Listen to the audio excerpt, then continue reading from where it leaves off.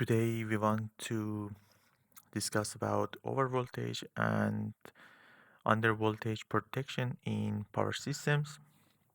So here we have a 9-bus system example. So here by clicking on this one, so you can open the example.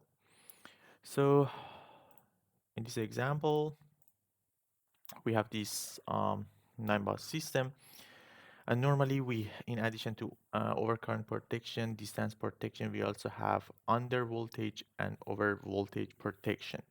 So the rule for this kind of protection is that if, for example, we have this load that is connected to this bus bar, if the voltage, because this load consuming some amount of the power, if the voltage here reduce a lot, meaning that the current will increase a lot, so it's dangerous for these load.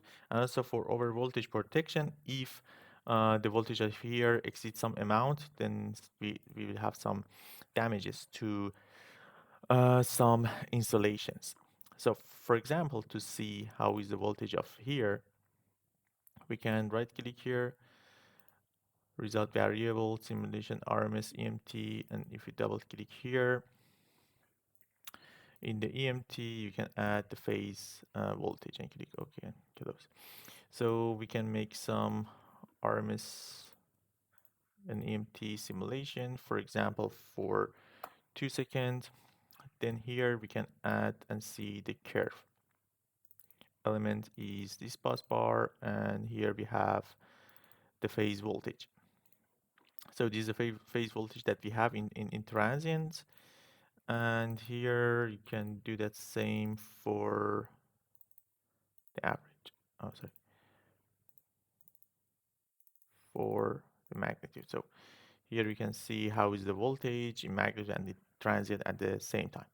So assume that we have a short circuit here. We can make some simulation event, for example, short circuit here at 0.1, for example. Okay.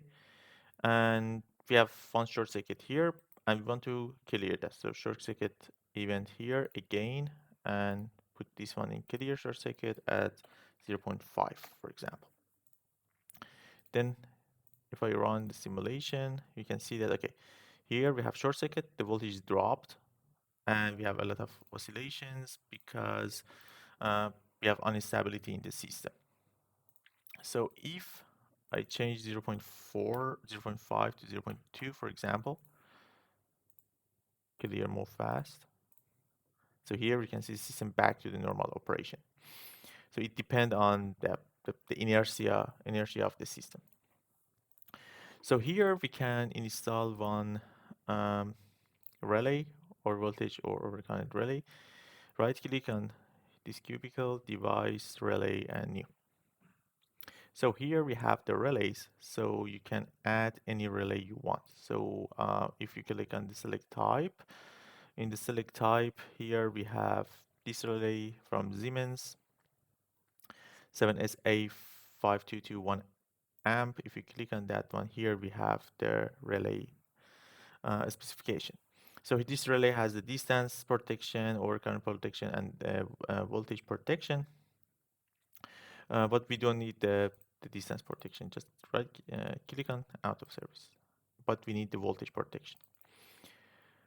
So uncheck this one, then we have that one. So here you can see we have different functions.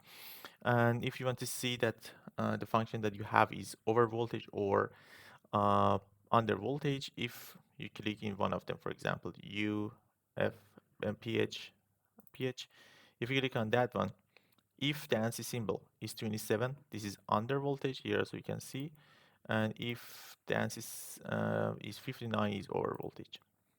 So we need to check the under voltage because we have the short circuit here, the voltage would drop. Here, if you double click on this one, make out of service, it said that, okay, how much pickup voltage with time delay. Okay, so here the point is that we don't have the VT yet. So go back, and here you should make a create VT or PT new, and here just put 1000 to 1 and click OK. And go back in the voltage, uncheck the out of service here, and here go to U pH less and make it uncheck. So here we can put, for example, any pickup voltages. And here we can see how much is the primary voltage with the time delay. Okay, it say that after how many voltage drop with some delay, they will disconnect um, the load. For example, we put 0.1 to make it fast. Okay, okay, and okay. So if I run the simulation, see nothing happened here because this is automatically the fault is removed automatically. But if I increase this one from 0.2 to 0.8, see, because of the voltage dropped a lot, this circuit breaker is disconnected this load, so we will not have any damages to this load.